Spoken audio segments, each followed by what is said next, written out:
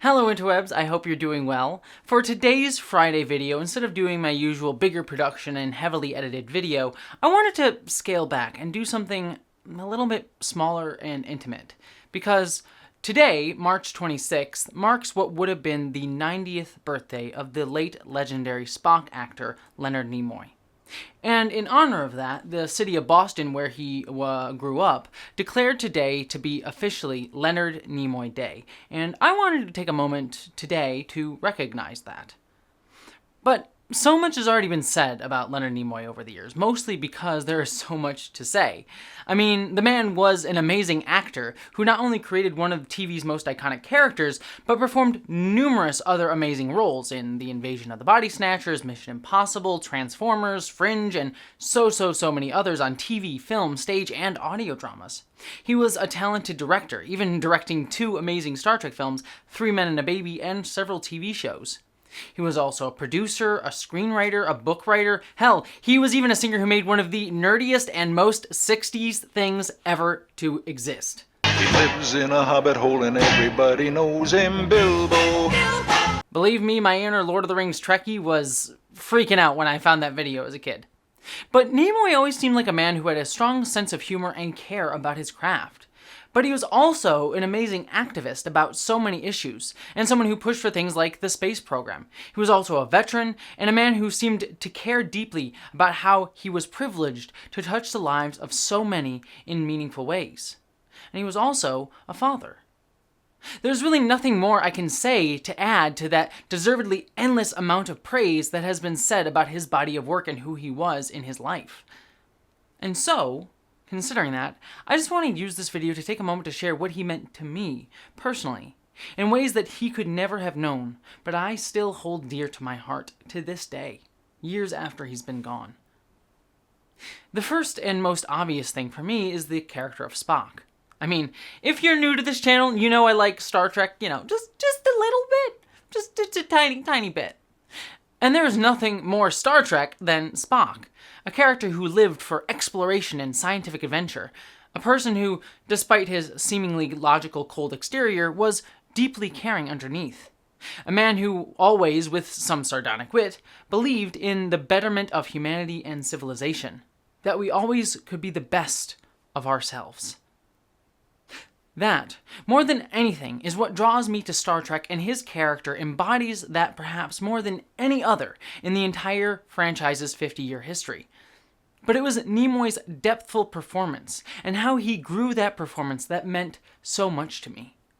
He showed a man who was at constant war with himself, fighting between 2 sides, his human and Vulcan side. And Nimoy showed how Spock tried to bury his feelings down, and how that struggle hurt yet defined him in his earlier years.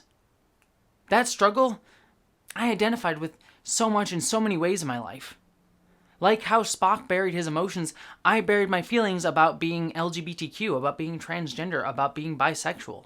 I fought with it, wrestled with it every single day. To this day, also beyond that, I also fight with extreme anxiety and fear of being a failure, of not being good enough, about not being worthwhile. So to see a man who seemed so intelligent, successful, and smart also bear similar struggles as I did, it meant a lot.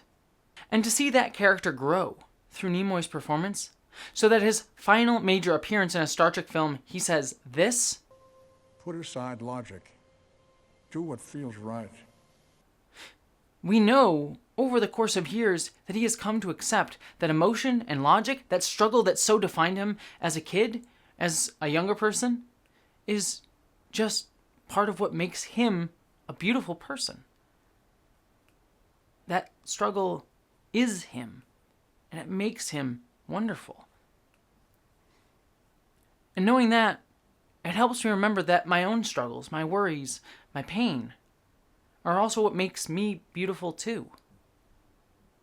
As Spock once said, logic is but the beginning of wisdom, not the end. And this too was something Nimoy himself carried into his real-life activism. When a young girl of mixed race wrote to him about how she identified with Spock as a man of 2 worlds, and how she shared her pain with dealing with being outcast with him, Nimoy wrote back, Spock learned he could save himself from not letting prejudice get him down. He could do this by really understanding himself and knowing his own value as a person. Not everyone will like me, but there will be those who will accept me just for what I am. Nimoy was every bit the man of understanding as Spock was, and even more so because he was real.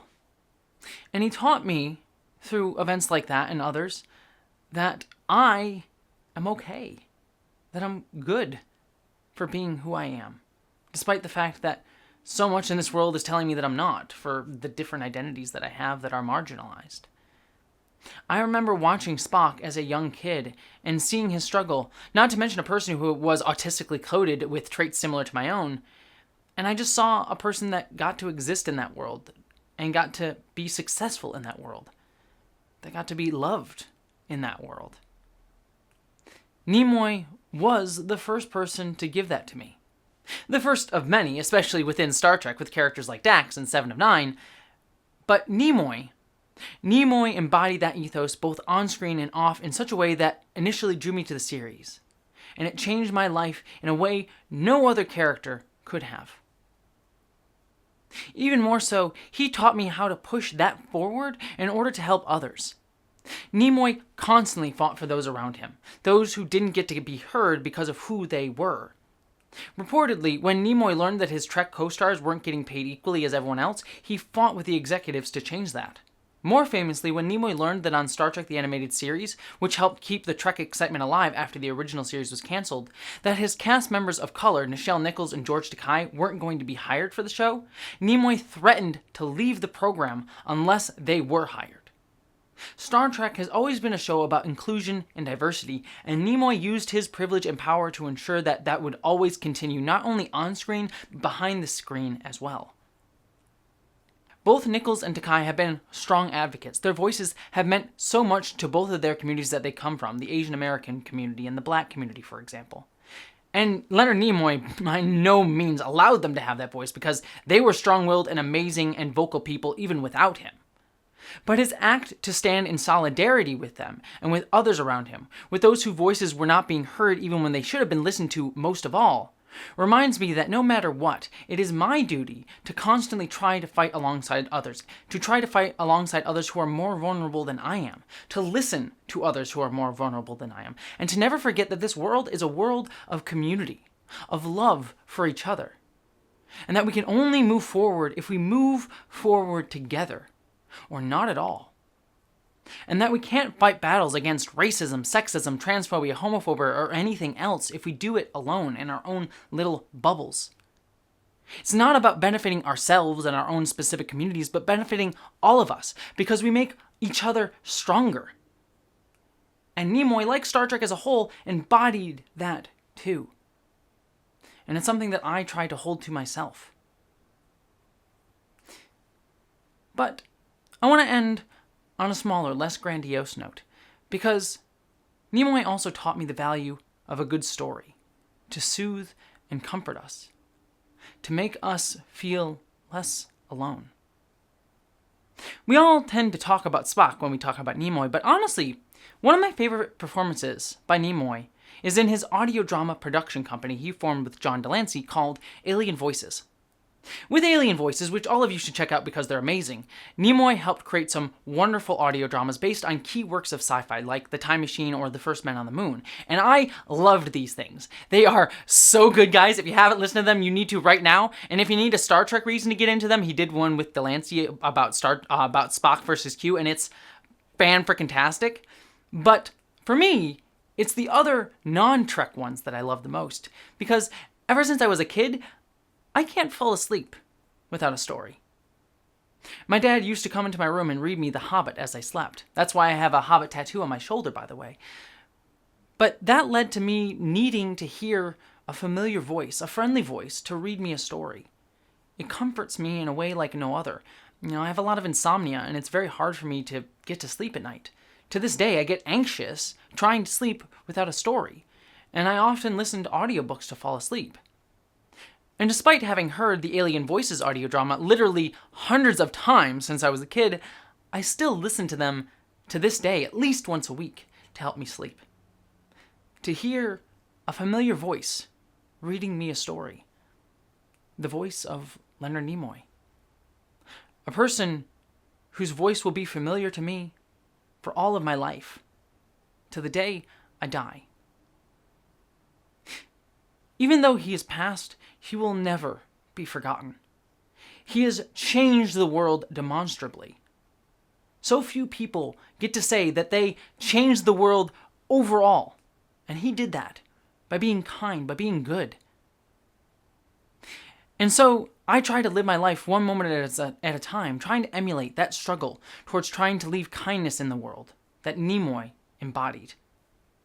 And I think that idea is shown in the last tweet that he ever posted. A life is like a garden.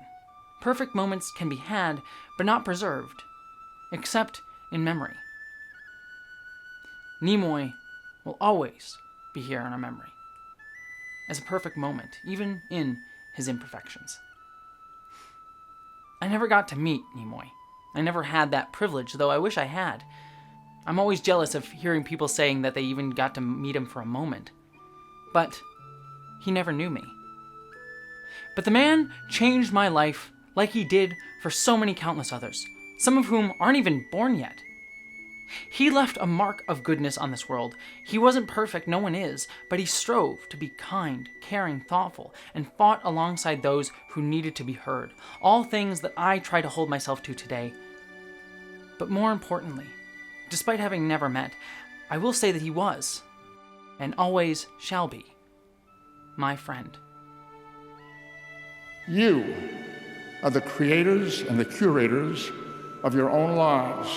You create your own life and your work. Give us your best. Give us the best of your art. We crave it. We hunger for it. Help us to see ourselves, to know ourselves. Illuminate our lives. And keep in mind what Victor Hugo said, popularity is the crumbs of greatness. And please, I cannot leave without saying to you, in all sincerity, live long and prosper.